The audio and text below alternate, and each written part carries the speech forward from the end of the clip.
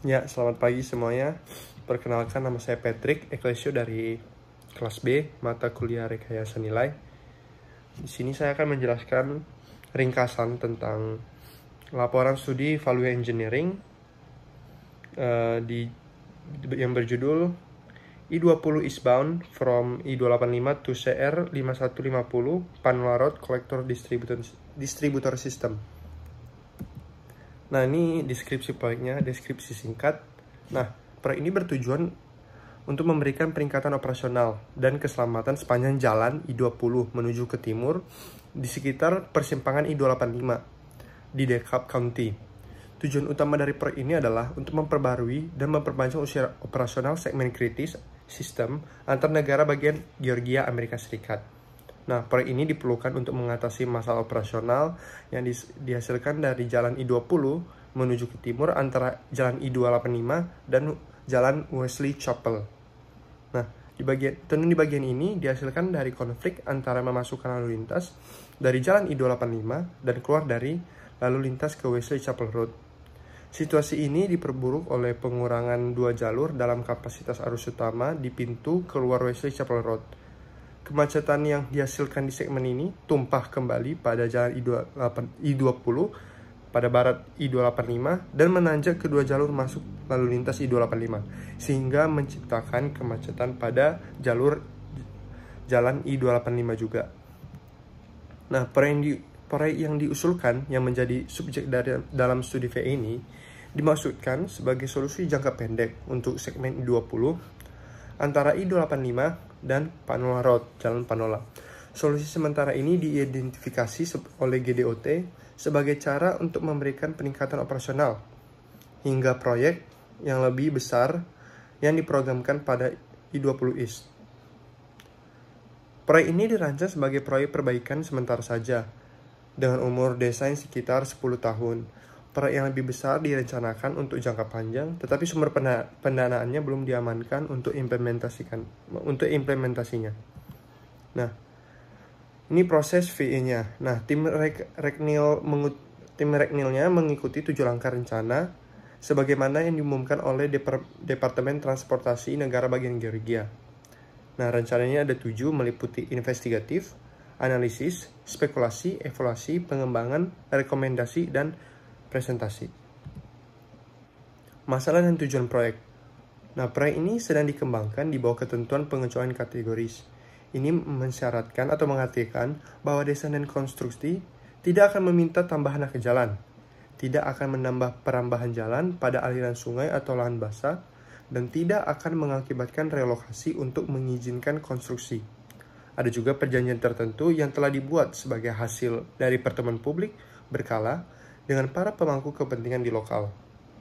Di antara perjanjian ini adalah dimasukkannya hambatan suara yang cukup luas untuk mengurangi dampak suara dan visual pada rumah dan bisnis lokal sekitar jalan tersebut.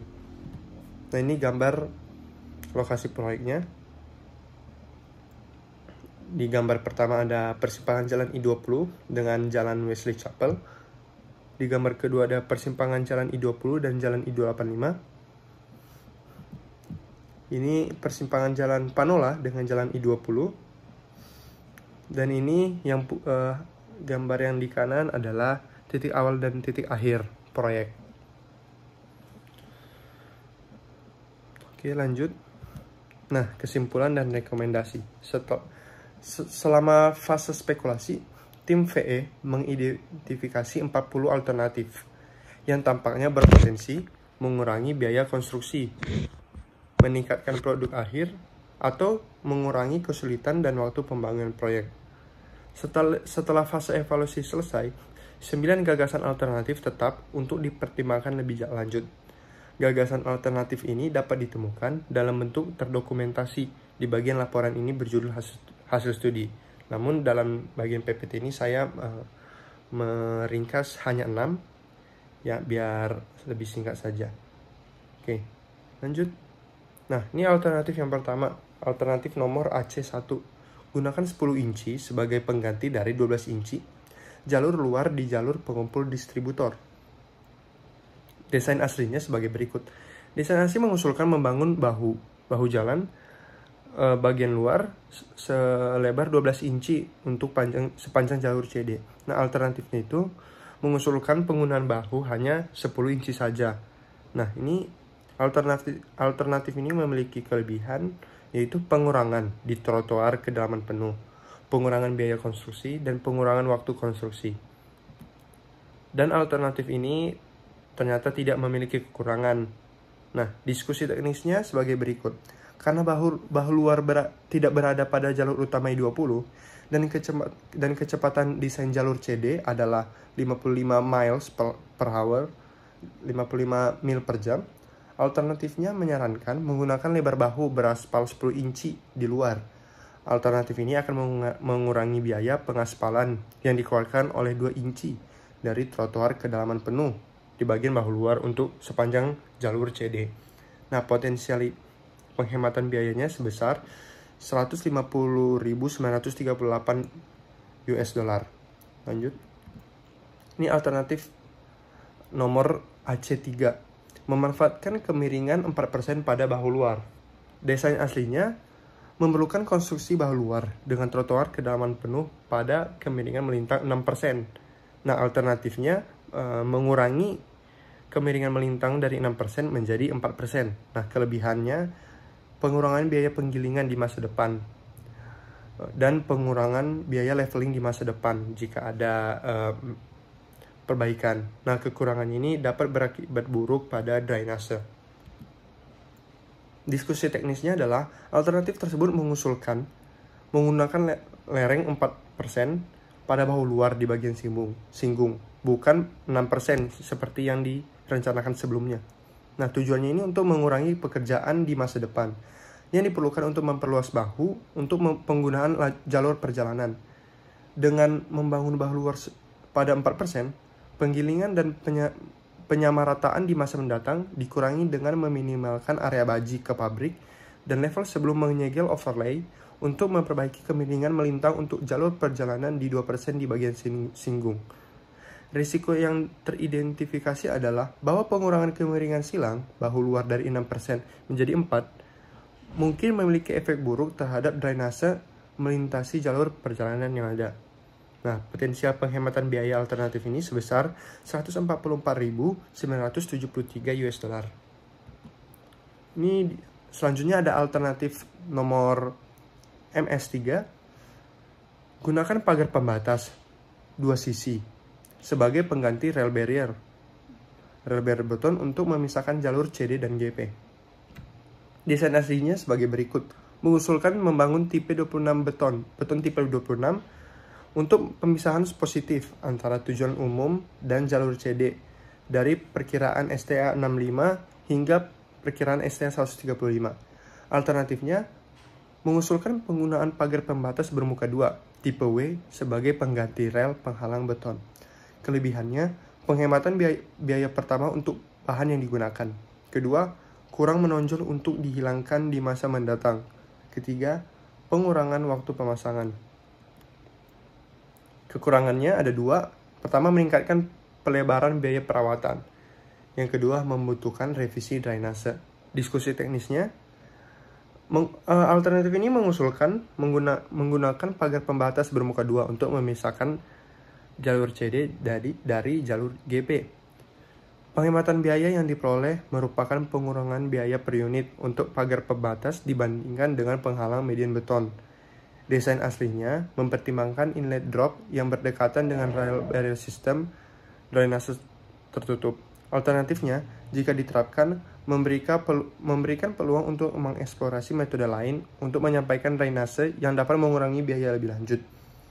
Untuk pelebaran di masa depan pada I-20, penghapusan pagar pembatas akan lebih mudah untuk digunakan daripada menghapus median beton. Pertama, penghematan biaya dengan menggunakan pagar pembatas median beton dapat dikurangi dengan peningkatan biaya pemeliharaan dengan memperbaiki atau mengganti bagian pagar pembatas yang rusak. Nah, potensial penghematan biaya alternatif ini sebesar 1.093.397 US dollar. Lanjut. Alternatif nomor MS4. Gunakan pipa logam bergelombang untuk drainase di jalan CD. Nah, desain aslinya mengusulkan menggunakan pipa beton bertulang untuk drainase di sepanjang garis penghalang yang memisahkan jalur tujuan umum dan jalur distributor pengumpul. Alternatifnya, mengusulkan menggunakan pipa logam bergelombang untuk drainase di sepanjang garis penghalang yang memisahkan lajur tujuan umum dan jalur distributor pengumpul. Kelebihannya, pengurangan biaya drainase dan pengurangan konstruksi. Kekurangannya tidak ada. Diskusi teknisnya, biasanya CMP tidak akan diusulkan.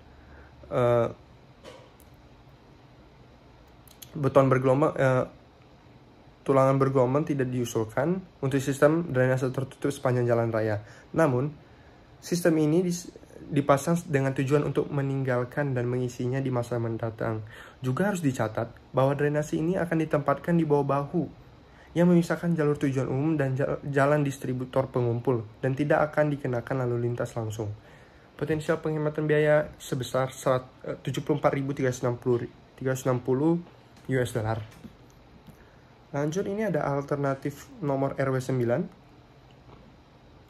Tempelkan dinding penahan suara ke dinding penahan beton. Desain saya ini adalah stand-alone sound barrier. Ini memiliki asumsi lebar panel 16 inci. Asumsikan tumpukan tertanam 10 inci di bawah permukaan tanah. Diasumsikan biaya untuk penebangan pohon sebagai jumlah sekaligus 50.000 US dollar. Alternatifnya, penghalang suara terpasang di dinding.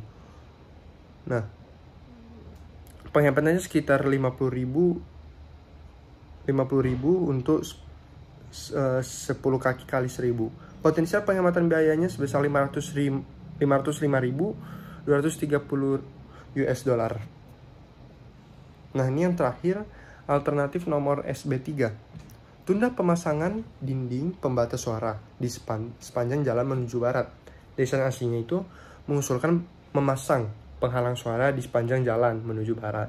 Nah, alternatifnya itu mengusulkan menunda pemasangan dinding penghalang suara di sepanjang jalan itu sampai waktu yang tidak ditentukan, sehingga bagian jalan barat menuju dibangun kembali. Jadi dapat dimanfaatkan untuk membangun kembali jalan itu. Kelebihannya itu pengurangan di biaya keseluruhan dan kekurangannya itu tidak ada.